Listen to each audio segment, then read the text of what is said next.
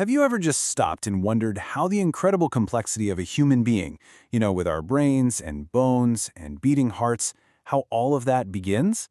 It all starts from a single cell following this ancient, ridiculously precise blueprint. Today, we're going to explore that exact blueprint, the making of our very first three master layers. So yeah, that's the big question, right? How in the world does one tiny cell pull off the job of building an entire person? That's what we're diving into. And let me tell you, the answer lies in a series of steps that are just breathtakingly elegant, and they all happen in the first few weeks of life. Okay, let's get into it.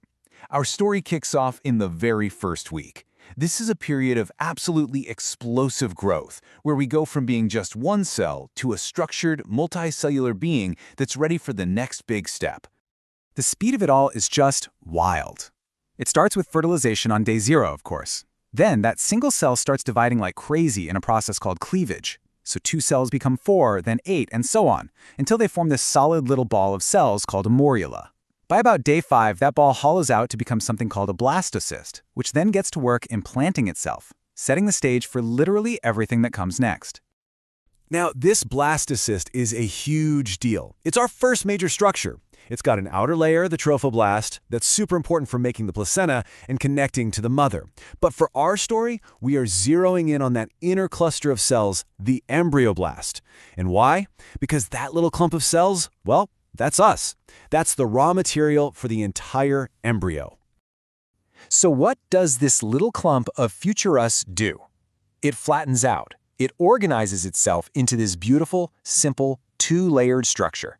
Seriously, just picture 2 sheets of paper stacked on top of each other. This is the bilaminar disc, and it has a top layer and a bottom layer.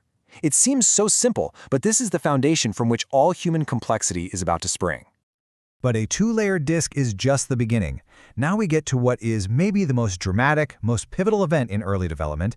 It's a process called gastrulation, and it's where our simple little structure gets a major, major upgrade.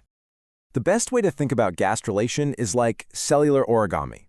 It is this incredibly intricate process where cells start moving, diving, and completely reorganizing, folding our simple 2-layered structure into a much more sophisticated 3-layered one. And these 3 new layers, they are the fundamental blueprints for every single part of our body.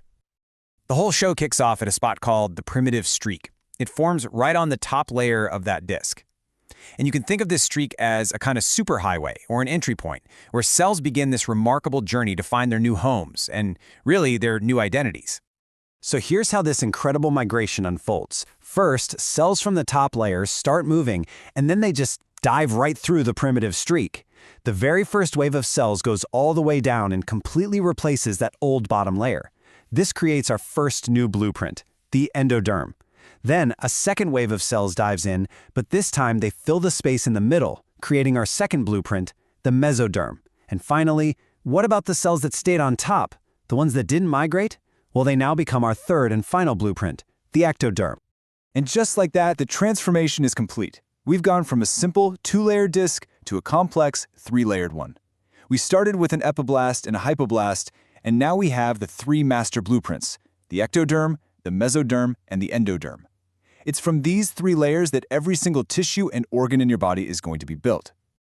All right, let's break down these blueprints, starting with the ectoderm. This is the outermost layer. Its job is to form our interface with the outside world, so our skin and, get this, our entire nervous system.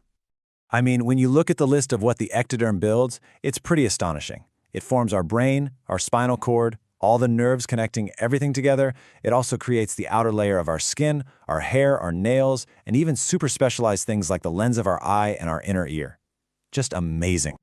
And hidden within the ectoderm is this really special group of cells called neural crest cells.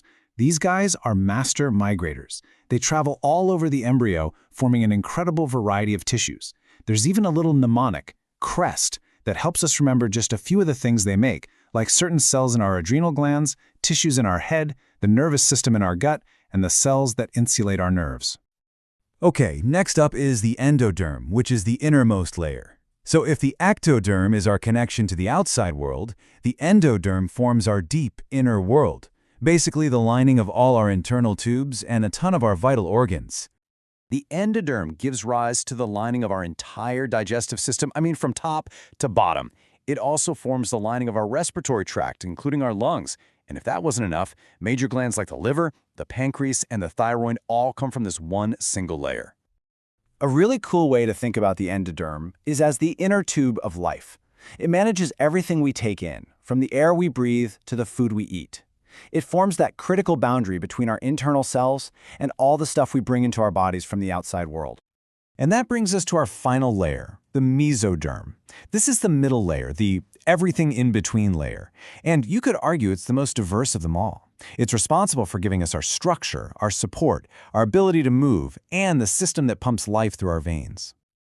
What's so fascinating here is that the mesoderm isn't just one thing. It actually splits into 3 different types. You've got the paraxial mesoderm, which builds our skeleton and muscles. Then there's the intermediate mesoderm, which forms our kidneys and gonads. And finally, the lateral plate mesoderm, which constructs our entire cardiovascular system, the heart, the blood vessels, plus the bones in our limbs. And there you have it, the power of 3: ectoderm, endoderm, and mesoderm. From this one simple 3-layered disc, an entire unbelievably complex organism is built. It's just a stunning testament to the efficiency and really the elegance of developmental biology.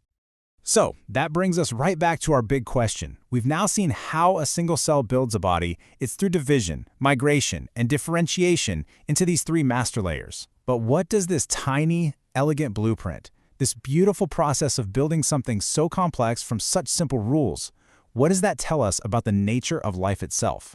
Now that's something to think about.